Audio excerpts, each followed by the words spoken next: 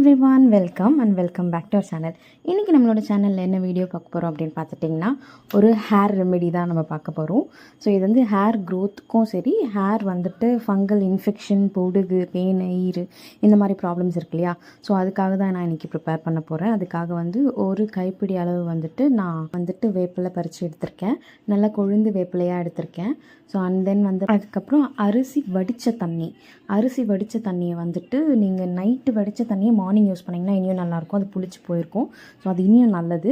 நான் வந்துட்டு 1 மணி நேரம் 2 மணி நேரம் கழித்து தான் நான் எடுத்திருக்கேன். வடித்ததுக்கப்புறம் அதை வந்துட்டு நான் வேப்பிலையோடவே சேர்த்து கொஞ்சமாக மிக்ஸ் பண்ணி அரைச்சி எடுத்துக்கிறேன். நான் வந்துட்டு அந்த திப்பியோடு போட மாட்டேன். அது எப்போவுமே நான் ஃபில்ட்ரு பண்ணி தான் யூஸ் பண்ணுவேன். ஸோ அதுக்காக நான் அரைக்கிறதுக்கு நான் இந்த தண்ணியுமே கொஞ்சம் யூஸ் பண்ணி இப்போ நான் அரைச்சி எடுத்துக்கிட்டேன்.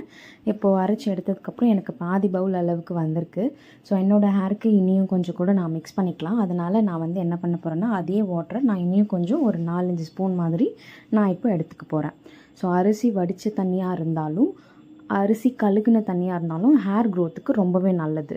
ஸோ நீங்கள் அது எடுத்துக்கிறீங்க அப்படின்னா உங்களுக்கு ஹேர் க்ரோத்துமே இருக்கும். குட்டி குட்டி பேபி ஹேர்ஸ் வந்துட்டு வளர ஸ்டார்ட் ஆகும்.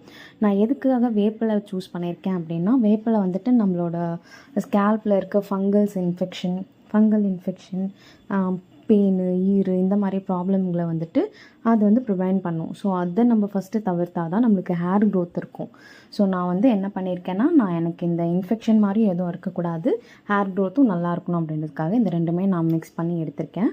அது இல்லாமல் நான் கொஞ்சமாக ஆயில் எடுத்திருக்கேன். ஒரு 5 ட்ராப்ஸ் மட்டும் போதும் ஆயில். ஏன்னா நான் ஆல்ரெடி ஒரு 2 ஹவர்ஸ்க்கு முன்னாடி ஆயில் வந்துட்டு நான் என்னோடய ஸ்கேல்பில் அப்ளை பண்ணி வச்சுருக்கேன். ஸோ இது வந்து ஃபுல்லாக ஃபஸ்ட்டு நான் ஸ்கேல்பில் தான் அப்ளை பண்ணிக்கிறேன். ஸ்கேல்ப் ஃபுல்லாகவே நான் அப்ளை பண்ணிட்டு பேலன்ஸ் இருக்கிறது லாஸ்ட்டாக தங்கி இருக்கும் இல்லையா, அதை மட்டும் ஹேரில் அப்ளை பண்ணிக்கிட்டால் போதும். ஹேர் ஃபுல்லாகவே ஒரு பேக் அப்ளை பண்ணணும்னு எந்த அவசியமும் இல்லை. ஏன்னா ஸ்கேல்பில் இருந்தால் முடி வந்துட்டு நம்மளுக்கு ஹேர் க்ரோத் ஸ்டார்ட் ஆகுது. ஸோ அதனால் ஸ்கேல்ப் நல்லா இருந்தால் தான் கீழே இருக்க ஹேருமே நல்லாயிருக்கும். அதனால் ஃபுல்லாக ரெமெடிஸ்மே எது நீங்கள் பண்ணாலும் ஃபுல்லாகவே நீங்கள் ஸ்கேல்பில் மட்டும் அப்ளை பண்ணிட்டு பேலன்ஸ் இருக்கிறத நீங்கள் கொஞ்சமாக ஹேரில் அப்ளை பண்ணிக்கிட்டால் மட்டும் போதும். ஸோ நான் இப்போ ஃபுல்லாக அப்ளை பண்ணிவிட்டு உங்களுக்கு வாஷ் பண்ணதுக்கப்புறம் காமிக்கிறேன் எப்படி இருக்குன்னு சொல்லிவிட்டு. நான் ஃபுல்லாக போட்டுட்டு பன் மாதிரி போட்டுக்கிட்டேன். எனக்கு வந்து ஒரு 10 to 15 மினிட்ஸ் வரைக்கும் இருந்தால் போதும். உங்களுக்கு கோல்டு உடம்பு அப்படின்னா நீங்கள் 10 மினிட்ஸ் வரைக்கும் வைங்க.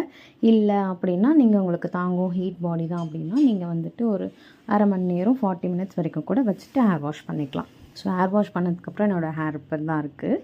ஸோ நல்லா சாஃப்ட் அண்ட் சில்கியாக இருக்குது. ஸோ நெக்ஸ்ட் வீடியோவில் பார்க்கலாம். தேங்க்யூ ஃபார் வாட்சிங் அவர் வீடியோ.